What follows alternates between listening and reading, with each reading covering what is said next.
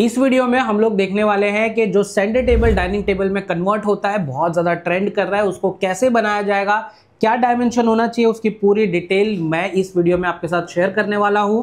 तो अगर आप इस तरह का सेंटर टेबल बनाना चाहते हो जो डाइनिंग टेबल में कन्वर्ट हो सके, तो ये वीडियो आप पूरी देख लेना। और चैनल पे पहली बार आए हो तो चैनल को ज़रूर सब्सक्राइब कर लेना, क्योंकि इस तरह के यूनिक हार्डवेयर और एक्सेसरीज फैसिनेशन ही सबसे पहले लेके आता है। तो चैनल को सब्सक्राइब करना बिल्कुल मत भूलना। सो आज ये वीडियो को हम लोग शुरू करते हैं। सबसे पहले जो इम्पोर्टेंट है, ये मैकेनिज्म लेते हुए आपको ध्यान देना है कि ये 560 mm का होना चाहिए। इसकी लेंथ आप चेक कर लेना, ठीक है। बाकी के डायमेंशंस मैंने शेयर किया हुआ है, बट सबसे इम्पॉर्टेंट है ये स्टैंडर्ड आता है, इसमें चेंजेस आता है एक 450 mm का और एक 560 mm का। मैं जो एक्सप्लेन कर रहा हूँ ये 560 mm के हिसाब से कर रहा हूँ। आप लोग अपने हिसाब से एडजस्ट कर सकते हो अगर आप 450 mm का यूज़ कर रहे हो तो, है ना। तो सबसे पहले आपको ध्यान देना है आपको हाइट कितनी चाहिए। टोटल हाइट अगर आप देखोगे तो 27.1 इंचेस का हो रहा है जब आप इसे ओपन कर रहे हो।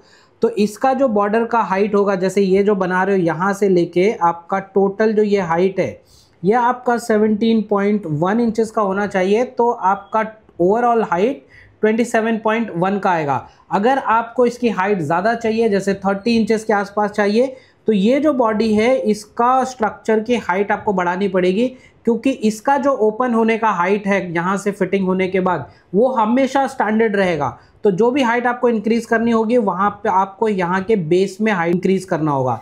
जैसे अगर मुझे 30 का करना है तो आपको 3 इंचेस की और 3 इंचेस की हाइट और बढ़ानी पड़ेगी और इस स्ट्रक्चर को यहाँ तक लेके जाना पड़ेगा। टोटल आपको करना पड़ेगा ये 20 इंचेस का। 20 का होगा तो आपका 30 के आसपास में ये बैठेगा, क्योंकि ये स्टैंडर्ड खुल रहा है, राइट। और इसकी विड्थ आप अपनी मर्जी से कम ज़्यादा कर सकते हो।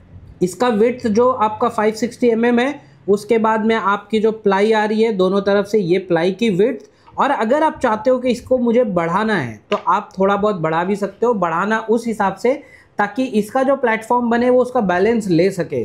तो बढ़ाने का ऑप्शन है, बट इतना बड़ा मत बढ़ाएं कि ये आप उसका बैलेंस ना ले पाए। तो 1-2 इंच 3 इंच आप और बढ़ा सकते हो, बट इसे फिक्स नहीं है कि आपको इतना ही 560 और प्लस दोनों साइड का 15-15 mm की जो आपकी प्लाई होती है, या 18 mm की प्लाई जो भी आप यूज़ करना चाहते हो, वो दोनों साइड में आपकी प्लाई आ रही है। लेकिन उसके बाद भी अगर आपको इसकी विड्थ चौड़ी करनी है तो इसे आप ऐसे विड्थ बढ़ा भी सकते हो, ठीक है। ये 11.8 ही होना चाहिए, ये छोटा बड़ा आप मत करिएगा, अदरवाइज वर्क करते हुए कहीं ना कहीं ये फंस सकता है।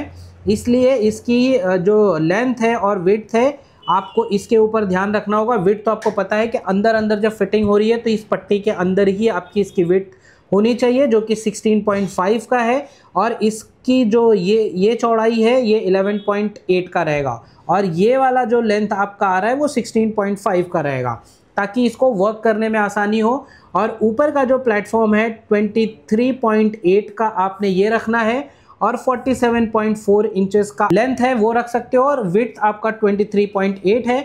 जब आप इसे क्लोज करेंगे तो आपका टेबल का जो टॉप का साइज होगा ये 23.8। इसका टॉप आप देखिए तो 2 लेयर में है, यहाँ पे इंजेस लगा हुआ है। इसे जब आप फ्लिप करोगे 23.8 इंटू 2 का साइज हो जाएगा।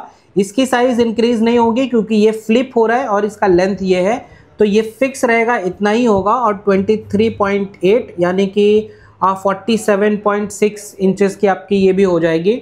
सो ओवरऑल स्क्वायर शेप में आपका ये डाइनिंग टेबल की तरह बन जाएगा। यहाँ पे इन्होंने ड्रॉवर दिया है, ड्रॉवर आप अपने हिसाब से कर सकते हो, ये बहुत इंपॉर्टेंट नहीं है। यहाँ पे कई लोग ऑटोमैन या पुफी छोटी छोटी बना देते हैं ताकि उसे स्प्रेड करके डाइनिंग टेबल को यूज़ करते हुए उस ऑटोमैन को, उस पुफी को यूज़ कर सकें। तो ये आपको जो ड्रॉवर बनाना है, ये ड्रॉवर और शेल्फ आप अपने रिक्वायरमेंट के हिसाब से बना सकते हो, ये इंपॉर्टेंट नहीं है। इम्पॉर्टेंट यही था कि आपको ये वाले पार्ट को कैसे बनाना है। बाकी इसकी लेंथ आप अपने हिसाब से कर सकते हो। इसका जो ड्रॉवर है, शेल्फ बनाना है या जो भी बनाना है, आप उसके हिसाब से आप बना सकते हो। इसका स्ट्रक्चर और ये टॉप का और ये स्ट्रक्चर, ये 3 चीज़ें इंपॉर्टेंट है। उसके अलावा आप सारी चीज़ें अपने हिसाब से बना सकते हो। एंड आई होप आप सबको समझ में आ गया होगा। अगर कुछ और क्वेश्चन है तो आप कमेंट करके पूछ सकते हो, और स्क्रीन पे दिए हुए नंबर पे हमें कांटेक्ट करके ये वाले मैकेनिज्म अगर मंगवाना चाहते हो तो मंगवा सकते हो। और ऐसी यूनिक इन्फॉर्मेशन के लिए यूट्यूब चैनल को सब्सक्राइब करना बिल्कुल मत भूलना।